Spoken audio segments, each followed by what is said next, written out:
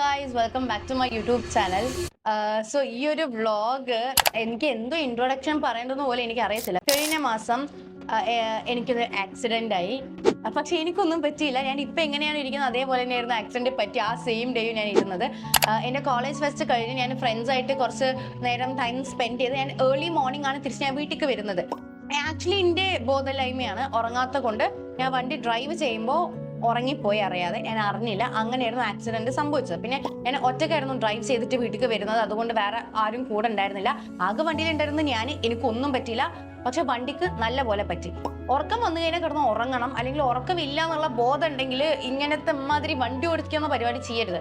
കാരണം ഇപ്പൊ എന്തോ ഭാഗ്യത്തിന് എനിക്കൊന്നും പറ്റില്ല, വേറെ ആർക്കും ഒന്നും പറ്റിയില്ല. പക്ഷെ എപ്പോഴും ഇതുപോലൊരു ലക്കി സിറ്റുവേഷൻ ആവണം എന്നില്ല. ബട്ട് ഞാൻ ഭയങ്കര ഗ്രേറ്റ്ഫുൾ ആണ്. ഉറങ്ങിക്കഴിഞ്ഞാൽ വണ്ടി കംപ്ലീറ്റ്ലി നമ്മുടെ കൺട്രോളിൽ നിന്ന് പോയി. അപ്പൊ എന്തും നടക്കാം. പക്ഷെ എനിക്കൊന്നും പറ്റിയില്ല. എന്റെ വണ്ടിക്ക് നല്ല പോലെ പറ്റി. എന്റെ വണ്ടി ഇനി ഫുൾ അതിന്റെ ബോഡി മാറ്റിയിട്ട് എനിക്ക് നെക്സ്റ്റ് മന്ത് ഒരു പകുതി, മാർച്ച് പകുതി ആകുമ്പോഴേ കിട്ടത്തുള്ളൂ വണ്ടി. അത്രയും വണ്ടിക്ക് പറ്റിയിട്ടുണ്ട്. പക്ഷെ എനിക്കൊന്നും പറ്റിയിട്ടില്ല. അപ്പൊ അതോടെ ഞാൻ ഭയങ്കര ഗ്രേറ്റ്ഫുൾ ആണ്. ഞാനിങ്ങനെ വിചാരിക്കുക, എന്താ ആക്സിഡന്റ് സമയത്ത് ഇനി ആരോ എടുത്ത് പൊക്കിയ പോലെ, എന്നിട്ട് വണ്ടീനെ മാത്രം എന്തോക്കിയിട്ടില്ല, ചിഹ്ന തിരിച്ച് വെച്ച പോലെ. അങ്ങനെയൊക്കെയാണ് ചേച്ചി ഡിസ്ക്രൈബ് ചെയ്തത്. ആക്സിഡന്റ് ആയ സമയത്ത് എനിക്ക് ഡോർ തുറക്കാൻ വേണ്ടി ഒട്ടും പറ്റുന്നുണ്ടായിരുന്നില്ല. എൻ്റെ റൈറ്റ് സൈഡ് ഡോർ ഒട്ടും തുറക്കാൻ പറ്റുന്നുണ്ടായിരുന്നില്ല. പക്ഷെ അത് ഒരു കണക്കിന് നല്ലതായിരുന്നു. കാരണം തുറന്നു കഴിഞ്ഞാൽ ഞാൻ നേരെ പോയിട്ട് ഇലക്ട്രിക് പോസ്റ്റിനെ അടിച്ചത്. സോ അതിന്ന് സ്പാർക്കിൾസ് വീഴുണ്ടായിരുന്നു. അതിങ്ങനെ എൻ്റെ തലയിൽ വീണാൽ തീർന്നു.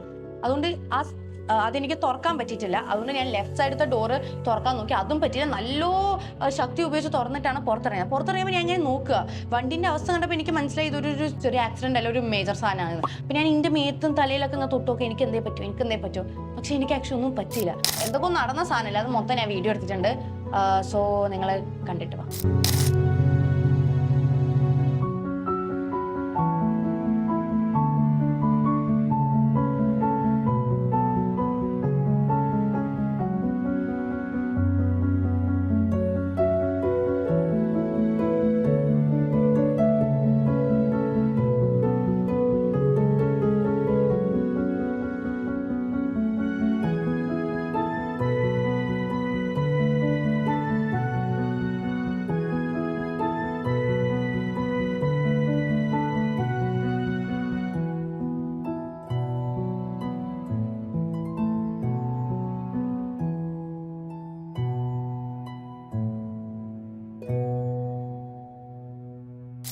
ഗൈസ്, പപ്പയും ചേച്ചിയും ഞാനും കൂടെ നമ്മുടെ വണ്ടി നോക്കാൻ വേണ്ടി പോണം. വണ്ടി അവിടെ നിന്ന് എടുക്കണമെങ്കിൽ ക്രെയിന് വേണമല്ലോ. സോ ഈ പപ്പക്ക് ആക്സിഡന്റ് ആയിട്ട് ചിരിക്കുകയാണ്. കുറച്ച് സീരിയസ് ആയിക്കോട്ടെ. രാത്രി പരിപാടിക്ക് പോയിട്ട് എപ്പോഴും ആൾക്കാർ കൂടി ട്രെയിൻ വന്നു.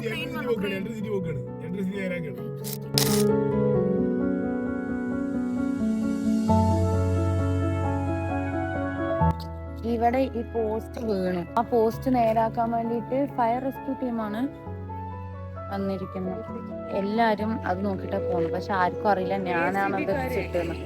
സോറി, അത് KSGB കാരാണ്, fire and rescue.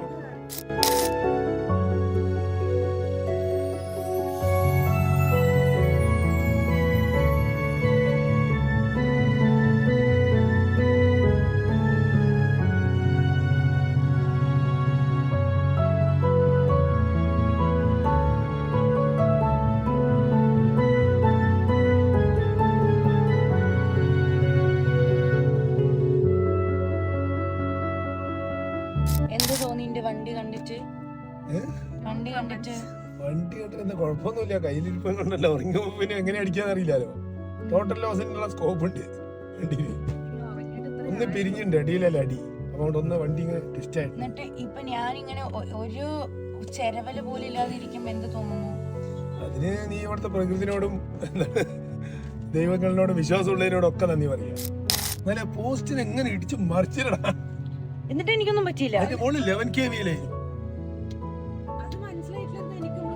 Sparkles ഉണ്ടായിരുന്നു.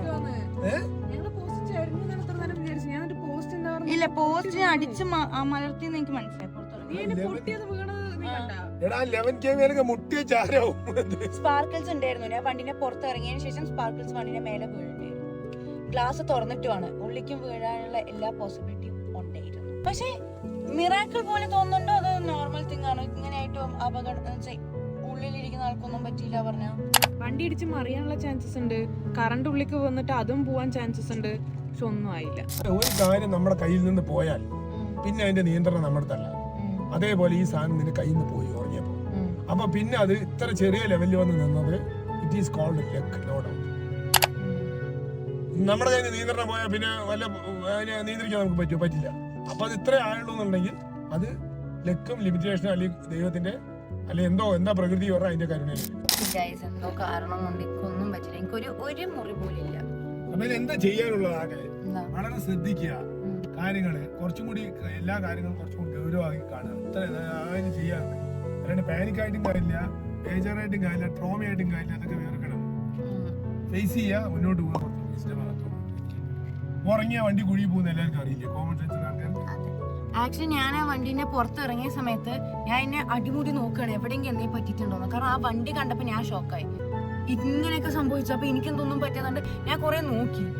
ചില ആൾക്കാർ പണം പോകുമ്പോ വിവരം വരും, പണം വേണ്ട വിവരം തന്നെ വരും. പക്ഷെ പാപ്പ പറയുന്ന ആ കാർ കംപ്ലീറ്റ്ലി പോകാനുള്ള ചാൻസ് ഉണ്ട്. അപ്പൊ നമുക്ക് അറിയില്ല എന്ത് ചെയ്യണം, നോക്കാം. എനിക്ക് എന്ത് തോന്നുന്നു കാര്യങ്ങളെ പറ്റിയിട്ട്? ശരിക്കും ഇങ്ങനെയൊക്കെയാണെങ്കിൽ ഇങ്ങനെയൊന്നും അല്ലല്ലോ. മുഖമൊക്കെ അവിടെയൊക്കെ ചില്ലൊക്കെ തറച്ച് നല്ല വിരൂപമായിട്ട് അതിൻ്റെ ഉള്ളിൽ ഇരിക്കുന്നുണ്ടാവും. പിന്നെ ഇരുമ്പിന്റെ പാർട്സ് ഒക്കെ ഇത്രയും കേടുപാട് പറ്റിയ നീ ഒരു മനുഷ്യനല്ലേ ഒന്നുമില്ലെങ്കിലും. നീ ഇവിടെ കുലുങ്ങിയിട്ട് എന്തായിരിക്കും? തലേക്ക് മുകളിൽ ഇടിച്ച് വേറെ വല്ലതും ഉണ്ടാവില്ല ആ കുലുക്കത്തില്. ഒന്നും തൊട്ടൊക്കെ ശരിക്കുള്ളതാണോ ചിലപ്പോ അവിടെയാണെങ്കിലും ശരിക്കും ദൈവം താങ്ങി നിന്നെ വെച്ചാണ് ശരിക്കും സത്യത്തില്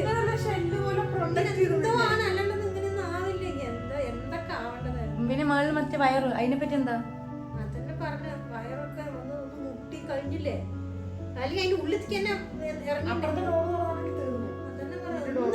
ഇളകി കഴിഞ്ഞില്ലേ. അപ്പൊ എന്ത് തോന്നുന്നു മൊത്തത്തിൽ എന്റെ കഥയും അവിടുത്തെ ഇതൊക്കെ കണ്ടിട്ട്? നിന്റെ മുഴുക്കല്ല ദൈവം നിന്നെ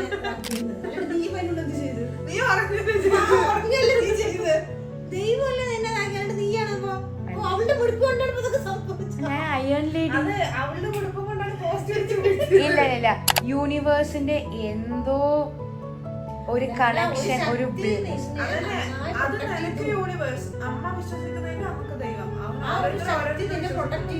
നന്നായി പ്രൊട്ടക്ട് ചെയ്തു, ചെറിയതൊന്നുമല്ല. കാരണം ഇങ്ങനെ ഒരു പാട് പോലും നിങ്ങൾക്ക് ഇല്ല മേലെ. ഒന്ന് ആലോചിച്ച് നോക്ക്. ശരി ചേച്ചി, നിനക്ക് എന്താ പറയാനുള്ളത്?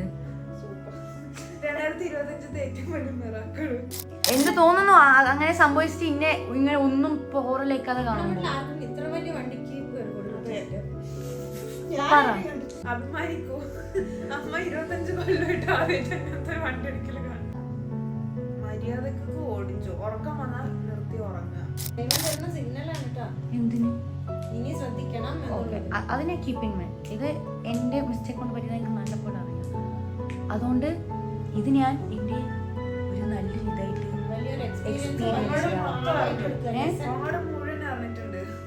കോങ്ങാട് ഇന്നത്തെ ഫ്ലാഷ് എല്ലാവരും അമ്മേനെയും പപ്പേനെയൊക്കെ മാറി മാറി വിളിക്കുക. നിന്നെ ആരും വിളിച്ചില്ലല്ലേ? Okay guys.